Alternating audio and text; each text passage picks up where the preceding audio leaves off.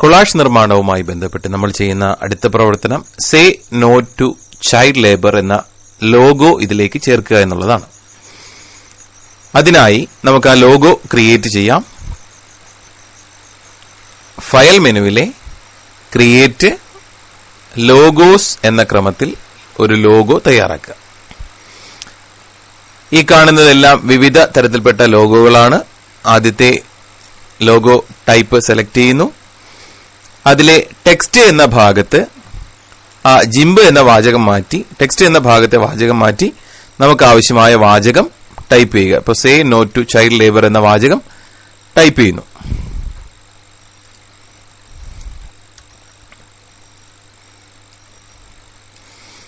വാചകം ടൈപ്പ് ചെയ്ത ശേഷം ഓക്കെ ബട്ടണിൽ അമർത്തുക.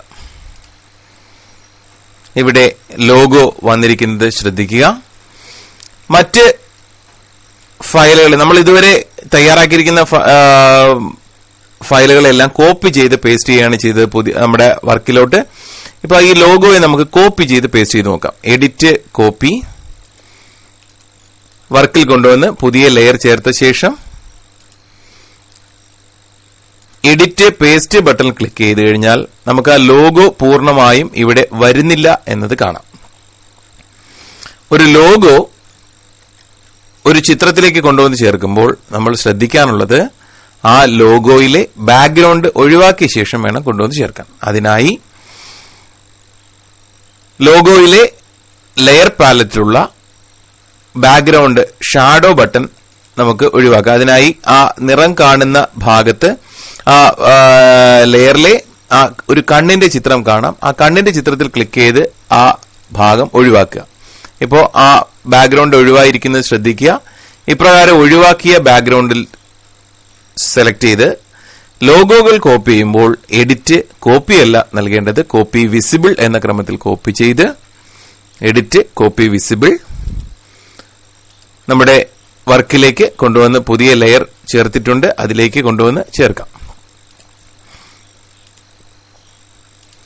എഡിറ്റ് പേസ്റ്റ് ക്രമത്തിൽ നമുക്ക് തയ്യാറാക്കിയിരിക്കുന്ന ലോഗോയെ ചേർക്കാം. സ്കെയിൽ ടൂൾ ഉപയോഗിച്ച് അതിന്റെ വലിപ്പം ക്രമീകരിക്കാം.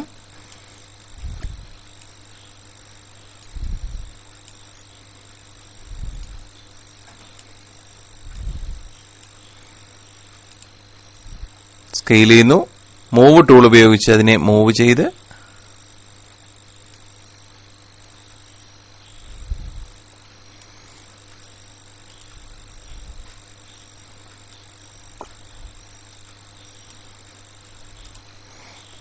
അതിന്റെ സ്ഥാനം അവിടെ ഉറപ്പിക്കുക. ആങ്കർ ലെയർ ക്ലിക്ക് ചെയ്ത് അവിടെ say no to child labour എന്ന വാചകം ഉറപ്പിക്കുക. ഇനി തയ്യാറാക്കിയിരിക്കുന്ന ലെയർ പാലറ്റിൽ ലെയർ പാലറ്റിൽ ഓരോ ലെയറിനും വ്യത്യസ്ത പേരാണ് നൽകിയിരിക്കുന്നത് ശ്രദ്ധിക്കുക. ഈ ലെയർ പാലറ്റിലുള്ള കണ്ണിന്റെ അടയാളത്തിൽ ക്ലിക്ക് ചെയ്ത് നമുക്ക് അതിന്റെ വിസിബിലിറ്റി ഒഴിവാക്കാം. ഇപ്പോ ഒരു ലെയർ, ഓരോ ലെയറും എന്തിനെയാണ് സൂചിപ്പിക്കുന്നതെന്ന് മനസ്സിലാക്കാനായി അതിന്റെ പേര് നൽകിയിരിക്കുന്നെങ്കിൽ നമുക്ക് എളുപ്പമാണ്.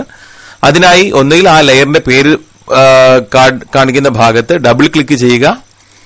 അപ്പോൾ പേര് എഡിറ്റ് ചെയ്യാവുന്ന ഒരു സംവിധാനം വരും. അല്ലെങ്കിൽ അതിൽ റൈറ്റ് ക്ലിക്ക് ചെയ്ത് എഡിറ്റ് ലെയർ ആട്രിബ്യൂട്ട്സ് എന്ന ഓപ്ഷൻ തിരഞ്ഞെടുക്കുക. അവിടെ നമുക്ക് ലെയറിന്റെ പേര് മാറ്റി നൽകാം.